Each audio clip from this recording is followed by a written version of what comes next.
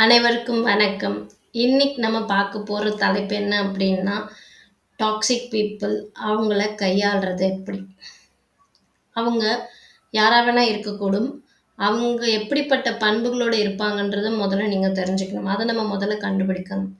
அவங்க உங்க நண்பராவோ, உறவினராவோ, உங்க வீட்டு பக்கத்துல இருக்கவங்களா கூட இருக்கலாம். அவங்களுடைய 6 பண்புகள். முதல் பண்புன்னு பார்த்தீங்கன்னா, மேனிப்புலேஷன். அவங்களோட வேலைகளுக்காக உங்கள நல்ல விதத்துல பயன்படுத்திக்க மட்டுமே செய்வாங்க. 2வது நெகட்டிவிட்டி.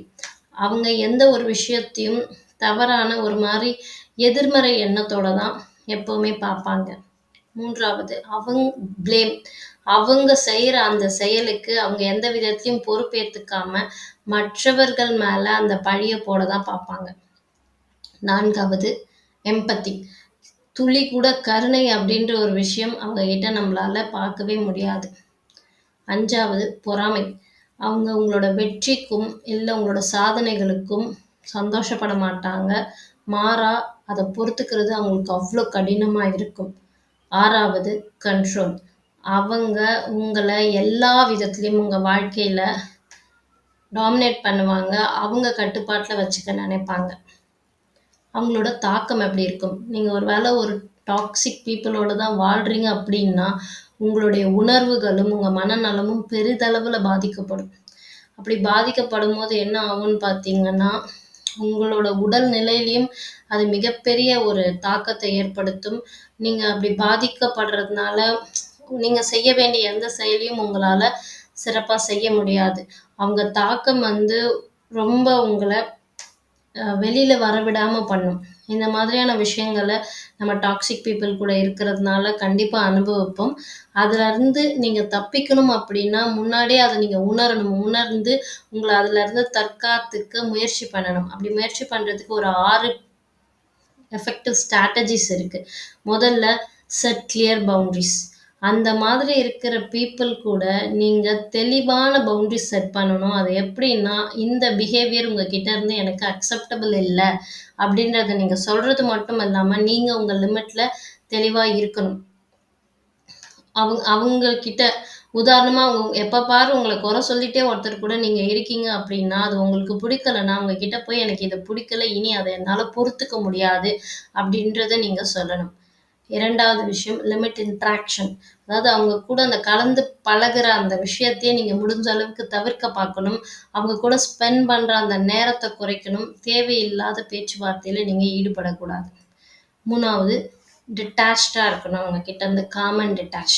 அதாவது ஒரு வேளை உங்களுக்கு அவங்க கிட்ட பேச வேண்டிய சூழ்நிலை வருது அப்படின்னாலும், நீங்க அமைதியா இருந்துடணும். எமோஷனலா அவங்க கூட அட்டாச் ஆவக்கூடாது. அவங்களோட நெகட்டிவிட்டிய உள்ளுக்குள்ள நீங்க போறதுக்கு அனுமதிக்கக் கூடாது. மூச்சு பயிற்சி இதெல்லாம் எடுக்கிறது மூலமா உங்கள நீங்க கம்போஸ்டா வச்சுக்க பார்க்கணும். அடுத்தது அவங்களோட ஆக்ஷன்ஸ டோன்ட் டேக் தெம் பெர்சனலி. அவங்க சொல்ற சில விஷயங்கள் அது அவங்களுக்கான பார்வை தானே தவிர உங்கள பற்றினது இல்ல. அவங்க அவங்களோட இன்செக்யூரிட்டீஸாலயும், பாதுகாப்பின்மையாலயும், அவங்களோட சொந்த பிரச்சனைகளாலயும் தான் இந்த மாதிரி செயல்ல ஈடுபடுறாங்க. 5வது சப்போர்ட்.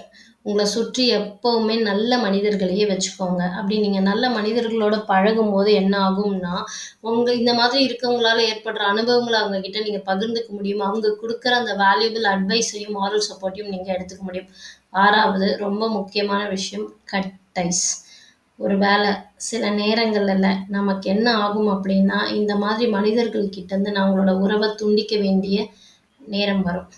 எதனாலன்னு பார்த்தீங்கன்னா, உங்க வாழ்க்கைய அவங்க ரொம்ப தொந்தரவு பண்ணி கெடுத்துட்டு இருக்காங்க அப்படின்னா, தயவு செஞ்சு அவங்க கிட்ட இருந்து வெளியில வந்துருங்க. இந்த மாதிரியான எந்த பிஹேவியரும் அக்செப்டபிளே கிடையாது. உங்களுடைய மனநலம் மட்டும் தான் ரொம்ப ரொம்ப முக்கியம். இந்த மாதிரி பீப்பிள்ஸ கையாள்றது ரொம்ப சேலஞ்சிங்கான விஷயம் தான்.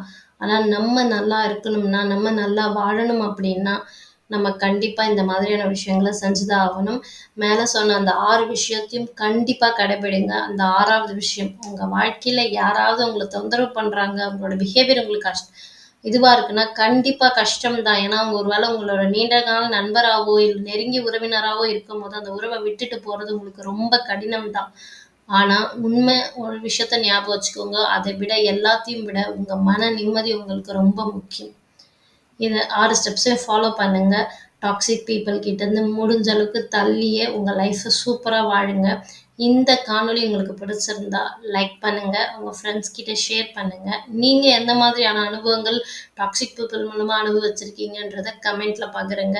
மறக்காம ஜான்சி ஜெயச்சந்திரன் சேனலுக்கு சப்ஸ்கிரைப் பண்ணிக்கோங்க. நன்றி, வணக்கம்.